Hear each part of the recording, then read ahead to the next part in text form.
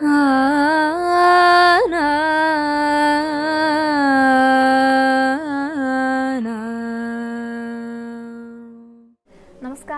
Guruvayur devotees ഓൺലൈനിലേക്ക് ഏവർക്കും സ്വാഗതം. സർവം കൃഷ്ണമയം. കൃഷ്ണായ വാസുദേവായ ദേവകീനന്ദനായ ച നന്ദഗോപകുമാരായ ഗോവിന്ദായ നമോ നമഃ. ഇന്ന് ഞങ്ങൾ പത്മനാഭൻ്റെ മണ്ണിലാണ് കേട്ടോ. പത്മനാഭനെ തൊഴുത് വിശേഷങ്ങളായിട്ടാണ് വന്നിരിക്കുന്നത്. ഏറെ നാളത്തെ ആഗ്രഹമായിരുന്നു. അപ്പോൾ ആ ഒരു ആഗ്രഹം ഇന്ന് സാധിച്ചിരിക്കുകയാണ്. അപ്പോൾ തൊഴുത വിശേഷങ്ങളായിട്ടാണ് കേട്ടോ ഇന്നത്തെ വീഡിയോയിൽ വന്നിരിക്കുന്നത്. ഇത് കൂടാതെ ഇത് കുതിരമാളികയാണ്. ക്ഷേത്രത്തിനോട് ചേർന്ന് ശ്രീ പത്മനാഭസ്വാമി ക്ഷേത്രത്തിനോട് ചേർന്നുള്ള കുതിരമാളിക കൊട്ടാരത്തിലാണ്. ഈ കുതിരമാളിക കൊട്ടാരത്തിൻ്റെ ഉള്ളിൽ തന്നെ ഒട്ടനവധി നമ്മൾ ഇതുവരെ കാണാത്തതായിട്ടുള്ള കാഴ്ചകളുണ്ട്. യഥാർത്ഥത്തിൽ പഴമയുടെ പ്രൗഢി വിളിച്ചോതുന്ന അനേകം കാഴ്ചകൾ നമുക്കിവിടെ കാണാൻ സാധിക്കും. അപൂർവങ്ങളിൽ അപൂർവമായിട്ടുള്ള വസ്തുക്കളെയും കാണാം. എപ്പോഴും ഇവിടേക്ക് വന്നു കഴിഞ്ഞാൽ നമ്മുടെ കഴിഞ്ഞ കാലത്തിലേക്കുള്ള ഒരു തിരിഞ്ഞുനോട്ടം കൂടിയാണ്. അപ്പോൾ ആ കാഴ്ചകളെല്ലാമാണ് ഇന്നത്തെ വീഡിയോയിൽ ഉൾക്കൊള്ളിച്ചിരിക്കുന്നത്. വീഡിയോ മുഴുവനായിട്ട് കാണാൻ ശ്രമിക്കുക. ആദ്യം തന്നെ നമുക്ക് ഭഗവാനെ തൊഴുത വിശേഷങ്ങളിലേക്ക് കടക്കാം കേട്ടോ.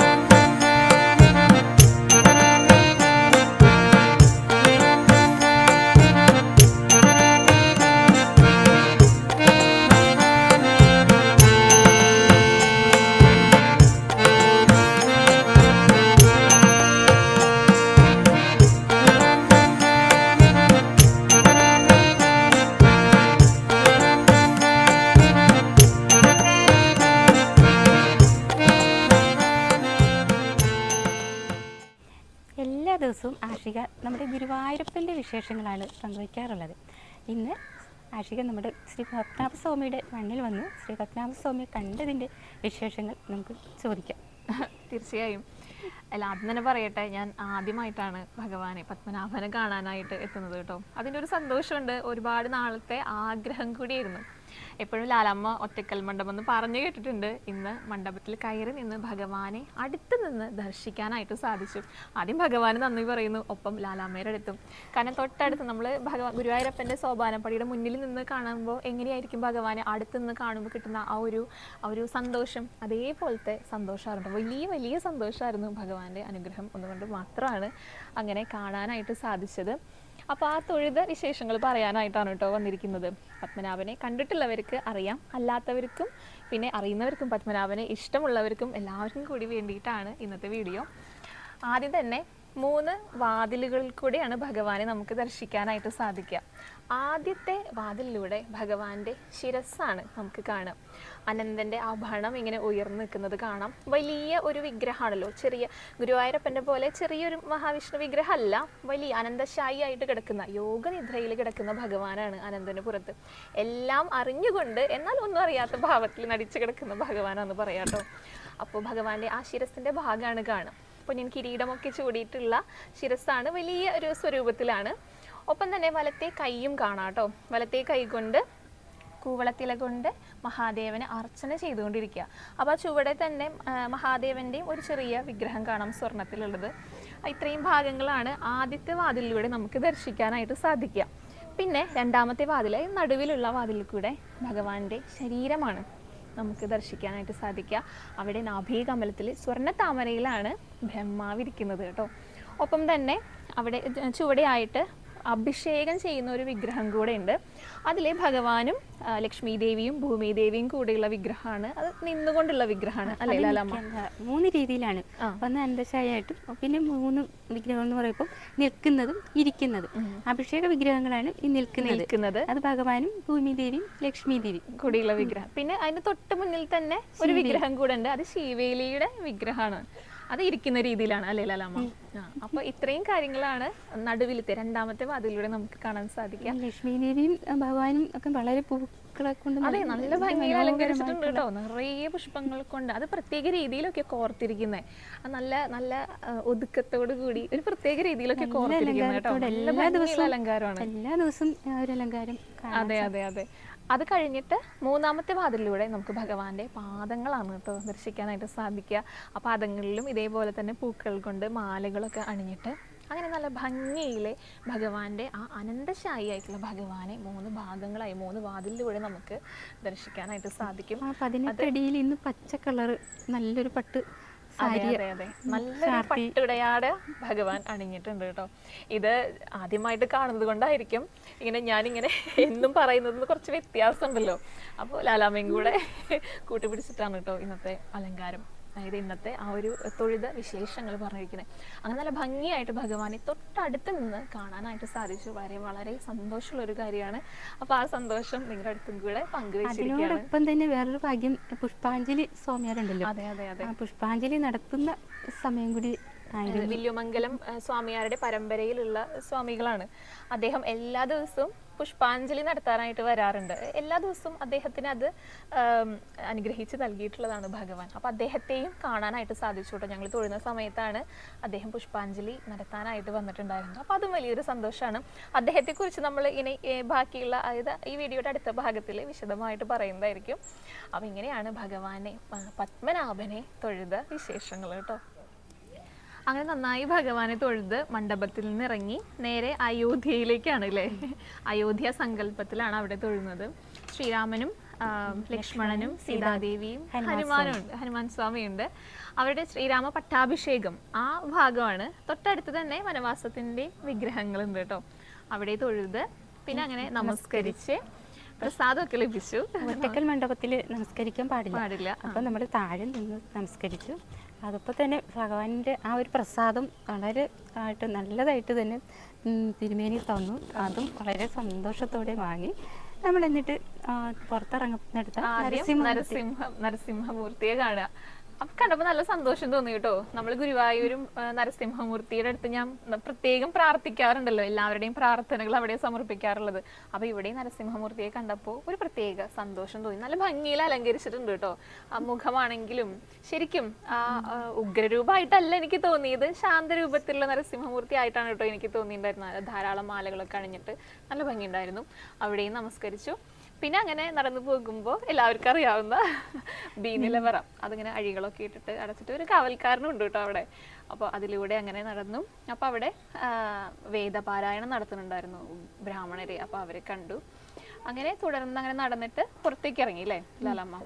പുറത്തിറങ്ങി അവിടെ തിരുവമ്പാടി കൃഷ്ണനുണ്ട്, അവിടെ ആണ് നമ്മൾ അടുത്ത് കയറുന്നത്. അവിടെ കയറി തിരുവമ്പാടി കൃഷ്ണനെ നന്നായി നല്ലൊരു മനോഹരമായിട്ട് തന്നെ അലങ്കരിച്ചിട്ടുണ്ട് കേട്ടോ. നല്ല ഭംഗിയിൽ ധാരാളം മാലകള് ദേഹത്ത് നിറയെ ഇങ്ങനെ ചാർത്തിയിട്ടുണ്ട്. അത് ഒരു പ്രത്യേകതയായിട്ട് തോന്നി കേട്ടോ, ഒരു വ്യത്യാസമായിട്ട് തോന്നി. അത് നല്ല ഭംഗിയിൽ കോർത്തിട്ടുള്ളതാണ്. ഇത് ഒരു പ്രത്യേക രീതിയിലൊക്കെ കോർത്തിരിക്കുന്നത്. പല നിറത്തിലുള്ള പുഷ്പങ്ങളുണ്ട് കേട്ടോ.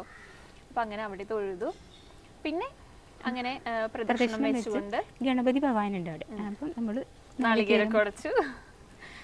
അത് കഴിഞ്ഞ് പ്രദക്ഷിണം വെച്ചു. ഹനുമാൻ സ്വാമിയുണ്ട്, അതായത് കൊടിമരത്തിൻ്റെ അവിടെയായിട്ട്, കിഴക്കേ നടയിൽ കൊടിമരത്തിൻ്റെ അവിടെയായിട്ട് ഹനുമാൻ സ്വാമിയുണ്ട്. ഫുൾ സമയവും വെണ്ണ ഇങ്ങനെ നിറച്ച് അഭിഷേകം ചെയ്ത് വെച്ചിരിക്കും. ഒരിക്കലും അത് ഇങ്ങനെ അരിഞ്ഞു പോകത്തില്ല, ഫുള്ള് അങ്ങനെ തന്നെ ഇരിക്കും. അപ്പോൾ അതൊക്കെ കണ്ടു.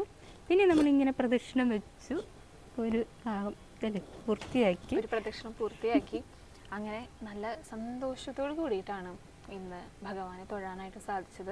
ഭഗവാന്റെ അനുഗ്രഹം ഒന്നുകൊണ്ട് മാത്രമാണ് കേട്ടോ. അപ്പോൾ അതാണ് ഇന്നത്തെ വിശേഷം, പത്മനാഭനെ തൊഴുത വിശേഷങ്ങൾ. അപ്പോൾ ലാലമ്മ, ഇനി ഒരുപാട് വിശേഷങ്ങളുണ്ട് കേട്ടോ. നമ്മൾ ഇവിടുത്തെ പ്രധാനപ്പെട്ട സ്ഥലങ്ങൾ, അതായത് നമുക്കറിയാലോ രാജകൊട്ടാരമാണ്. അപ്പോൾ ഇവിടെ കാണാനായിട്ട് ഒരുപാട് കൗതുകകരമായിട്ടുള്ള കാര്യങ്ങളുണ്ട്. അപ്പോൾ അതെല്ലാം നമ്മൾ വീഡിയോയിലൂടെ കാണിക്കുന്നുണ്ട്. അപ്പോൾ ഇനിയുള്ള ഭാഗങ്ങളിലെല്ലാം ആ കാഴ്ചകൾ തന്നെയാണ് കേട്ടോ നമുക്ക് കാണാനായിട്ട് സാധിക്കുക. നമ്മളിപ്പോൾ നിൽക്കുന്നത് ശ്രീ പത്മനാഭസ്വാമി ക്ഷേത്രത്തിൻ്റെ അടുത്തുള്ള കുതിരമാളികയിലാണ്. അപ്പോൾ ഇവിടുത്തെ വിശേഷങ്ങൾ കാണാം. നല്ല മനോഹരമായ കാഴ്ചകൾ കുതിരമാളികയ്ക്ക് അകത്തുള്ള കാഴ്ചകൾ ഉൾപ്പെടുത്തിയിട്ടുണ്ട് കേട്ടോ. അപ്പോൾ വീഡിയോ മുഴുവനായിട്ട് കാണാൻ ശ്രമിക്കാം. വരും കാണാം. കുതിരമാളിക എന്ന പേര് വരാനുണ്ടായ കാരണം ഒന്ന് പറയാമോ? അത് നല്ല രസകരമായിട്ടുള്ളൊരു കാര്യമാണ് കേട്ടോ.